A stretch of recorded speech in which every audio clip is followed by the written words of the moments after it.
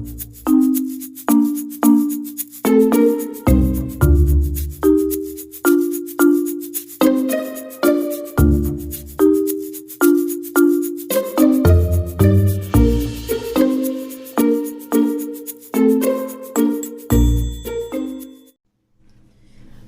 વિદ્યાર્થી મિત્રો, કેમ છો?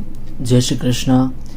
આજે આપણે જોવાના છીએ ધોરણ 10 વિષય ગણિત, એનું ચેપ્ટર નંબર છે 2 બહુપદીઓ. અને આ બહુપદીઓની અંદર આજે આપણે લેક્ચર નંબર 4ની ચર્ચા કરવાની છે. લેક્ચર નંબર 1, 2 અને 3 છે એ અપલોડ થઈ ગયા છે. જો તમે ન જોયા હોય તો મારી વિનંતી છે કે ડિસ્ક્રિપ્શનની અંદર એની લિંક આપેલી છે, તમે એ લિંક ઉપર ક્લિક કરી અને લેક્ચર 1, 2, 3 છે એ નિહાળો. ખાસ કરીને હું તમને સૂચના આપીશ કે લેક્ચર નંબર 1 છે એ તમે અવશ્ય જુઓ, કારણ કે એમાં આ ચેપ્ટરને લગતી થિયરીઓ છે એના વિશેની ચર્ચા કરી છે. અને એની નોટ પેન સાથે રાખી અને એની નોંધ કરતા રહો. ત્યારબાદ તમે ક્રમશઃ લેક્ચર જુઓ અને દાખલાઓ છે તમને આવડી જશે. આજે આપણે ચર્ચા કરવાના છીએ લેક્ચર નંબર 4ની અંદર સ્વાધ્યાય 2.2માં દાખલા નંબર 4, 5 અને 6નો. તો વધારે સમય ન લેતા વિદ્યાર્થી મિત્રો ચાલુ કરીએ. દાખલા નંબર જોઈએ આપણે. દાખલા નંબર જોઈએ 4. એટલે 4ની અંદર પહેલો રકમ છે કે 4u² વત્તા 8u. તો અહીંયા જો વિદ્યાર્થી મિત્રો આપણે સૌપ્રથમ છે એ સારો એવો કલર છે એ સિલેક્ટ કરી લઈએ, કાંઈ વાંધો નહીં. હવે આ બંનેની અંદર અત્યાર સુધી દ્વિઘાત બહુપદી છે. આ દ્વિઘાત બહુપદી છે. દ્વિઘાત બહુપદીનું વ્યાપક સ્વરૂપ શું હતું? ax² વત્તા bx વત્તા c. આ વ્યાપક સ્વરૂપ હતું. પણ અહીંયા તો તમને આપેલું છે ax² એટલે પહેલું પદ છે, પ્લસ bx તો બીજું પદ એ છે, ત્રીજું પદ નથી તો +0. એનો મતલબ કે અહીંયા +0 હશે. ખબર પડે છે? આ વ્યાપક સ્વરૂપ થઈ ગયું, યાદ રાખજો. ઓકે, હવે અહીંયા સૌપ્રથમ શરૂઆત કઈ રીતે થાય છે? તમને રકમ તો આ રીતે આપેલી છે કે 4u² વત્તા 8u. આપણે શું કરશું તો કે આના બરાબર 0 લઈ લઈએ. ઓકે, હવે તો કે આ બંનેમાંથી કોમન નીકળે છે 4u. અહીંયાથી કોમન કાઢો તો અહીંયા u 2 વાર છે, એક વાર વધશે u વત્તા 4u કોમન કાઢો તો u 12 વી જશે, 4 દુ 8 થશે, 1 4 12 વી જશે, તો અહીંયા વધશે 2 અને બરાબર થઈ જશે 0. હવે વિદ્યાર્થી મિત્રો અહીંયા જો આ બંને પદ છે એ ગુણાકારની અંદર છે, તો આના બંને બરાબર આપણે 0 લઈ લેવાના.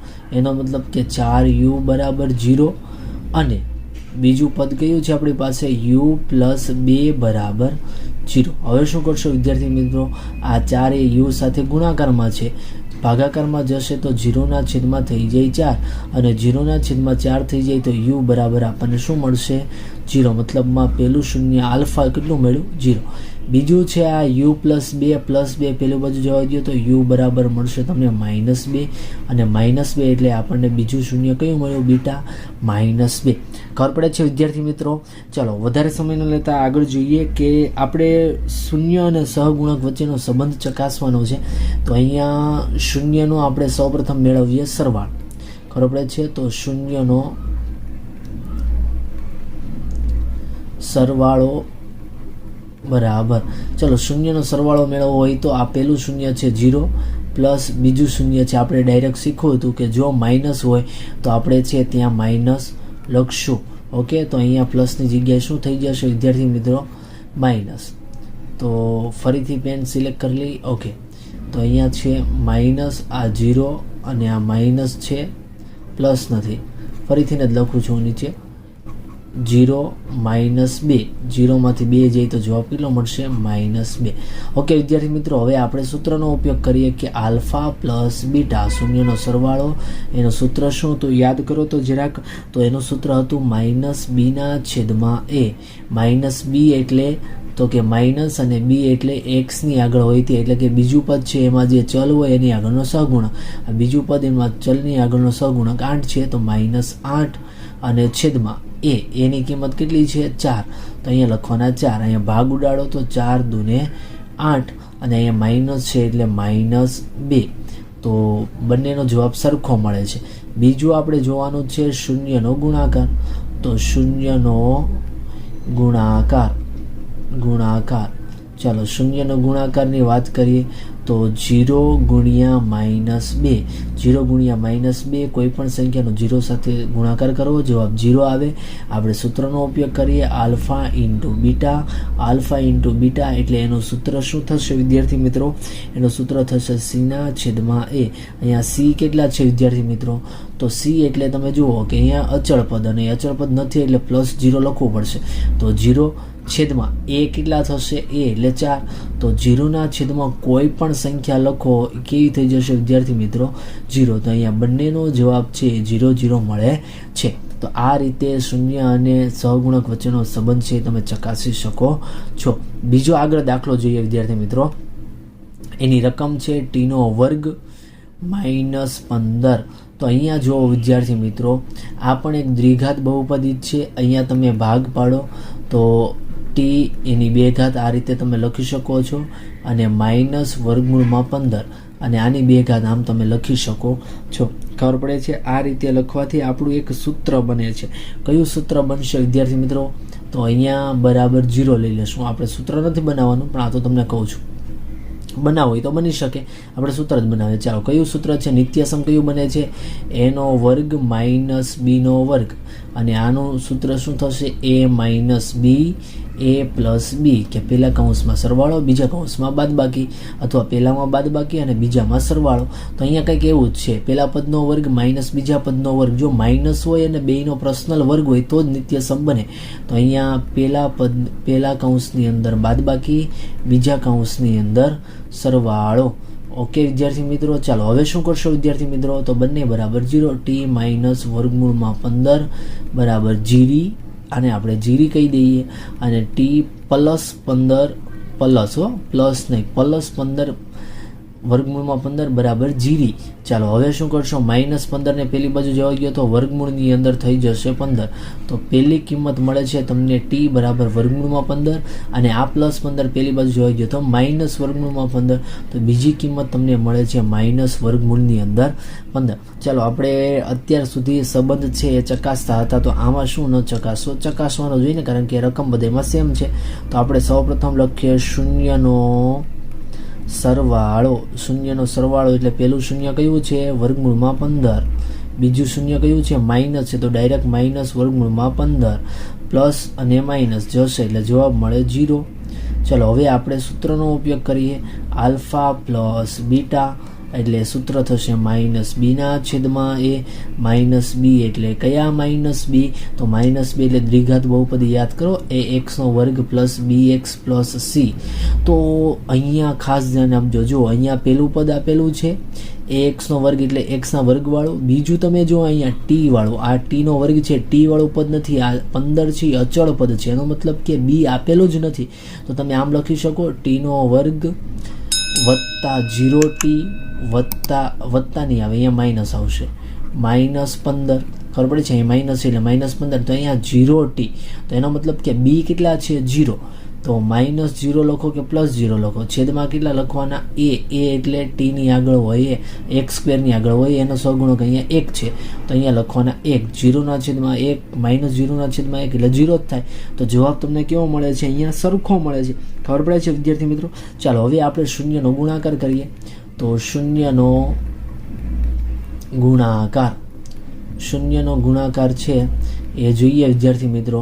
તો શૂન્યનો ગુણાકાર છે ડાયરેક્ટ જ આપણે ગુણાકાર કરી નાખીએ, -√15 ગુણ્યા +√15 ગુણ્યા -√15. √15 ગુણ્યા √15 કરો એટલે 15 થઈ જાય. અહીંયા પ્લસ છે, અહીંયા માઇનસ છે, તો -15 છે એ તમારો જવાબ થશે. તો વિદ્યાર્થી મિત્રો, આપણે શૂન્યનો ગુણાકાર એટલે આલ્ફા ઇન્ટુ બીટા, એનું સૂત્ર આપણી પાસે છે c/a. c કેટલા છે? અહીંયા -15 અને છેદમાં a ની કિંમત કેટલી છે? t² ની આગળ છે 1 એટલે અહીંયા થશે 1, અને છેદમાં 1 હોય લખો કે ના લખો ચાલે, તો તમારો જવાબ મળશે બંને રીતે -15. તો આ રીતે તમે છે એ આ નિત્યસમ છે આપેલું એનું સોલ્યુશન કરી શકો છો. શૂન્ય અને સહગુણક વચ્ચેનો સંબંધ ચકાસી શકાય છે. આગળ જોઈએ, છેલ્લો દાખલો છે 3x² - x - 4. તો વિદ્યાર્થી મિત્રો, અહીંયા શું કરશો તમે? જો આપણે વ્યાપક સ્વરૂપ વાળું જે છે એ આવી ગયું છે કે ax² વત્તા BX વત્તા C દ્વિઘાત બહુપદીનું વ્યાપક સ્વરૂપ છે. સૌપ્રથમ આપણે ગણીએ તો 3x² માઇનસ x માઇનસ 4 બરાબર 0 લઈ લેવાનું. ઓકે, હવે શું કરવાનું, આ જે સહગુણક છે આ છેલ્લું પદ છે બંનેનો ગુણાકાર થઈ જશે 12 અને 12ના એવો ભાગ પાડવાના કે સરવાળો અહીંયા જો x ની આગળ 1 હોય તો સરવાળો 1 આવવો જોઈએ. તો ભાગ પાડો તો ભાગ કયા પડશે વિદ્યાર્થી મિત્રો, ભાગ પડે છે 4 13 ને 12, ખબર પડે છે. તો અહીંયા 4 ને અહીંયા 3, 4 માંથી 3 જાય તો 1 થઈ ગયા. ઓકે, આ બંનેમાં મોટું કોણ છે 4, તો એને મધ્યમ પદની નિશાની, મધ્યમ પદ માઇનસ છે તો આ માઇનસ, આને કઈ નિશાની આપવાની તો કે આ બંને નિશાનીનો ગુણાકાર, તો માઇનસ માઇનસ આ થઈ જશે પ્લસ. ઓકે, ચાલો આપણે લખવાની શરૂઆત કરીએ. 3x², હવે જે માઇનસ x છે એની જગ્યાએ લખી શકાય માઇનસ 4x પ્લસ 3x આ રીતે, અને બાદ બાકી જો માઇનસ પ્લસ માઇનસ 4 માંથી 3 જાય તો 1 અને 4 મોટા છે એટલે માઇનસ x મળી ગયા. ઓકે, અને આ માઇનસ 4 ના માઇનસ 4 બરાબર 0.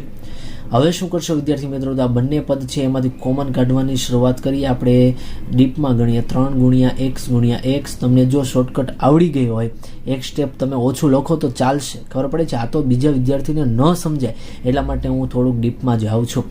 માઇનસ અને 4 ગુણ્યા x, ચાલો આગળ વધીએ. અહીંયા પ્લસ છે તો પ્લસ 3 ગુણ્યા x, અહીંયા માઇનસ છે તો માઇનસ, અને 4 ના 4 બરાબર 0. ચાલો આ બંનેમાંથી કોમન નીકળે છે x, ખબર પડે છે. તો x બહાર કાઢો તમે વિદ્યાર્થી મિત્રો, તો અહીંયા શું વધશે, કૌંસની અંદર વધે છે 3x, તો 3x, અહીંયા માઇનસ છે તો માઇનસ 4 ના 4. ઓકે, હવે અહીંયા જુઓ, અહીંયા 3x માઇનસ 4 એટલું જ છે, તો 3x માઇનસ 4, અહીંયા 3x છે અહીંયા 4 છે, બંનેમાંથી કંઈ કોમન નીકળતું જ નથી. તો કંઈ કોમન ન નીકળતું હોય તો પ્લસ 1 છે એ આપણે સામાન્ય કાઢવો જોઈએ. હવે શું કરશો તો કે સરખા કૌંસ છે અને એકવાર 3x માઇનસ 4, એકવાર બીજા કૌંસમાં x પ્લસ 1, તો x પ્લસ 1 અને બરાબર 0 થઈ ગયું. ચાલો હવે બંને બરાબર 0, 3x માઇનસ 4 બરાબર 0 અને x પ્લસ 1 બરાબર 0.